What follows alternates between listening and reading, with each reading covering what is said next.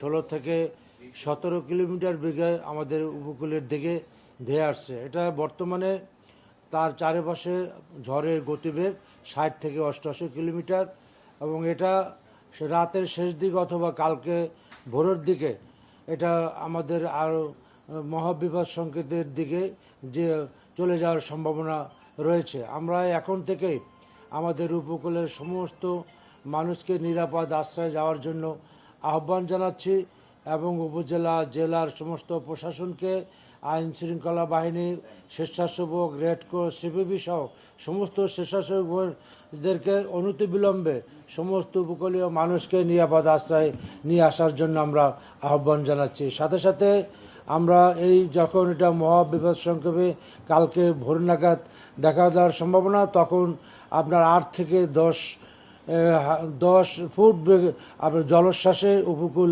প্লাবিত হওয়ার সমূহ সম্ভাবনা রয়েছে, এবং শুধু সেটা জোয়ারের সময় থাকে এবং সেটা আরও বেশি মাত্রায় প্লাবিত হওয়ার সম্ভাবনা রয়েছে।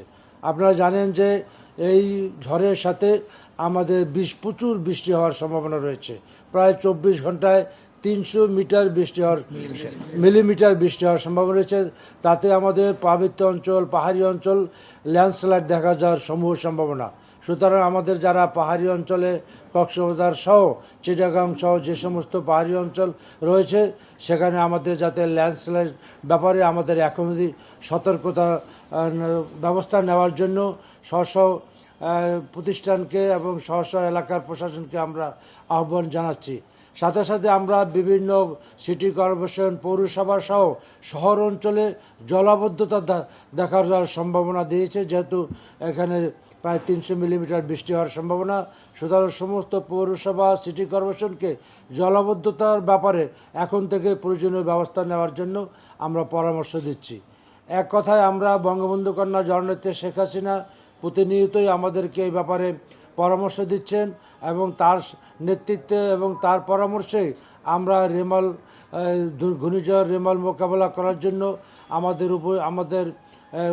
আমাদের দুর্যোগ মন্ত্রণালয় এবং তার সমস্ত প্রশাসন, এখানে ফায়ার সার্ভিস, আবহাওয়া অফিস সহ এর সাথে সংশ্লিষ্ট সবাই আমরা সেই গতকাল থেকে আমরা দিন রাত্রে কাজ করতেছি, এবং আমাদের সমস্ত সর্বশক্তি দিয়ে আমরা এটা মোকাবেলার জন্য বর্তমানে আমাদের প্রস্তুত রয়েছি।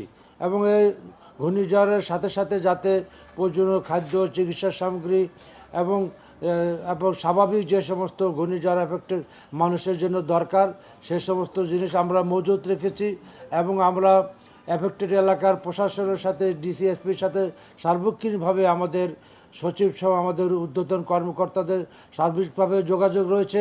তারা যখন যে সহযোগিতা চাইবে, যে প্রয়োজন দেখা দিবে, সেটা অতিরিক্ত দেখা দিল সেটাকে আমরা মিট আপ করার জন্য প্রস্তুত রয়েছে। আপনারা জানেন এমনিতেই আমাদের প্রত্যেকটা জেলায় আমাদের ঘূর্ণিঝড়ে আমাদের গোডাউন রয়েছে, সেখানে আমাদের পর্যাপ্ত সামগ্রী মজুত রয়েছে। তারপর অতিরিক্ত সাপ্লাই দেওয়ার জন্য আমরা আমাদের মন্ত্রণালয় সবসময় প্রস্তুত রয়েছে। এক কথা আমরা বঙ্গবন্ধু কন্যা জননেত্রী শেখ হাসিনার নির্দেশে আমাদের যে এই মন্ত্রণালয়ে যে ঘূর্ণিঝড়ের প্রস্তুতি মোকাবেলার জন্য যে আমাদের একটা সুনাম রয়েছে, সেই সক্ষমতাকে কাজে লাগিয়ে আমরা এই পরিস্থিতিকে মোকাবেলা করার জন্য আমরা সর্বশক্তি নিয়ে আমরা প্রস্তুত রেখেছি। আমাদের সমস্ত উপজেলা, জেলা স্বেচ্ছাসেবকরা, আমাদের সিপিবি, আমাদের যে বিভিন্ন রেড ক্রসের যে উপজেলা এবং ইউনিয়ন লেভেলে তারা গতকাল থেকে মাঠে রয়েছে, এবং ইতিমধ্যে তারা আশ্রয় নেওয়ার জন্য প্রস্তুতি নিয়ে ফেলেছে। এখন আমরা তাদেরকে নির্দেশ দিচ্ছি যে অনতিবিলম্বে সবাইকে নিরাপদ আশ্রয় নেওয়ার জন্য। সাথে সাথে সাগরের, বিশেষ করে এইসব অঞ্চল এফেক্টেড এলাকায় বিভিন্ন সামরিক স্থাপনা রয়েছে, মোংলা পোর্ট রয়েছে, আপনার সেনানিবাস রয়েছে, পায়রা পোর্ট রয়েছে, চিটাগাং পোর্ট রয়েছে, এবং বিভিন্ন সামরিক বেসামরিক স্থাপনা রয়েছে। তাদের নৌযানগুলিকে আমরা নিরাপদ আশ্রয়, অনতিবিলম্বে নিরাপদ আশ্রয় নেওয়ার জন্য আমরা তাদেরকে অনুরোধ জানাচ্ছি। এবং এটা মোটামুটি যেহেতু রেমাল মোটামুটি আমাদের ঘূর্ণিঝড়ে রূপান্তরিত হয়ে গেছে, সুতরাং এখন আমাদের কালক্ষেপণের সময় নাই। আমরা সমস্ত শক্তি নিয়ে এটা মোকাবেলা করার জন্য আমাদেরকে ঝাঁপিয়ে পড়তে হবে। এই জন্য দেশবাসীকে ধৈর্য ধারণ করে সাহসের সাথে এই মোকাবেলা করার জন্য সবাইকে প্রস্তুত থাকার আহ্বান জানাচ্ছি।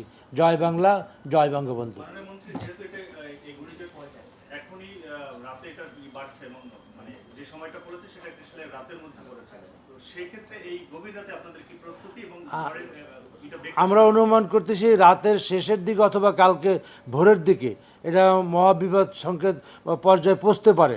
তো সুতরাং আমরা এখন থেকে নিরাপদ আশ্রয় নেওয়ার জন্য এবং সার্বিক পরিস্থিতিকে মোকাবেলা করার জন্য আমরা মাঠে আছি।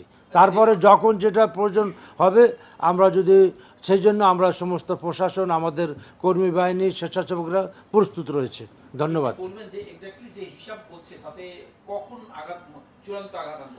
এটা ধরেন আগামীকাল ভোর থেকেই এটার প্রাথমিক পর্যায়ে আঘাত শুরু হবে। আগামীকাল এবং সন্ধ্যা পর্যন্ত মধ্যে এটা অতিক্রম করবে বলে আমাদের বর্তমানে পূর্বাভাস যে মনে হচ্ছে আর কি। এখনকার গতিবেগ আমাদের 60 থেকে 88 কিলোমিটার, এবং এটা যখন ভোরবেলা এটা মহাবিপদ সংকেত দেখা দিবে তখন এটা 110 থেকে 130 কিলোমিটার পর্যন্ত এটা হতে পারে, এবং 8 থেকে 10 ফুট পর্যন্ত প্লাবিত হতে পারে, এবং যদি ওই সময় জোয়ার থাকে এটা আরও বাড়তে পারে। এখন আমাদের মংলা পোর্ট এবং আমাদের পায়রা পোর্ট থেকে 365 কিলোমিটার দূরে রয়েছে, মংলা পোর্ট থেকে 405 কিলোমিটার দূরে রয়েছে, এবং এটা 16 থেকে 17 মাইল বেগে ধেয়ে আসছে সামনের দিকে। সবাইকে ধন্যবাদ। জয় বাংলা, জয় বঙ্গবন্ধু।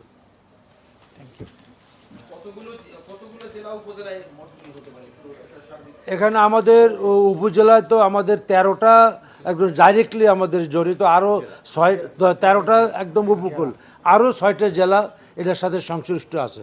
তো 13টা একদম উপকূলে আরও 6টা জেলা সংশ্লিষ্ট আছে। তাছাড়া আপনারা জানেন যে যেহেতু প্রচুর বৃষ্টিপাত হবে, এই জন্য আমাদের এই সিটি কর্পোরেশন, শহর, পৌরসভাগুলিতেও জলাবদ্ধতার সম্ভাবনা রয়েছে। তাছাড়া আপনারা জানেন যে পাহাড়ি অঞ্চলগুলিতে আছে, সেখানে আমাদের ভূমিধসের সম্ভাবনা খুবই প্রবল। সুতরাং এইসব এলাকাও আমাদেরকে আমাদের দুর্যোগের জন্য প্রস্তুত থাকতে হবে। ধন্যবাদ। এটা একদম আপনাদের সাতক্ষীরা থেকে একদম চিটাগাং পর্যন্ত একদম এটা এফেক্টেড হওয়ার সম্ভাবনা, এবং কক্সবাজারে তো আরও যেহেতু প্রচুর বৃষ্টি হবে সেখানে তো বাড়তি ভূমিধসের সম্ভাবনা রয়েছে। এক কথায় পুরো উপকূলেই এটা কম বেশি আঘাত আনবে সব জায়গায়, সেভাবেই আমাদের পূর্বাভাস দেখে মনে হচ্ছে। না, 13টা জেলা একদম উপকূলে, তার উপরে আরও 6টা জেলা এটার মধ্যে আমরা সাধারণত ধরে থাকি। মোট 19টা। আমাদের মংলা পোর্ট এবং পায়রা পোর্টে 7 নম্বর, এবং চিটাগাংয়ে আমাদের 6 নম্বর।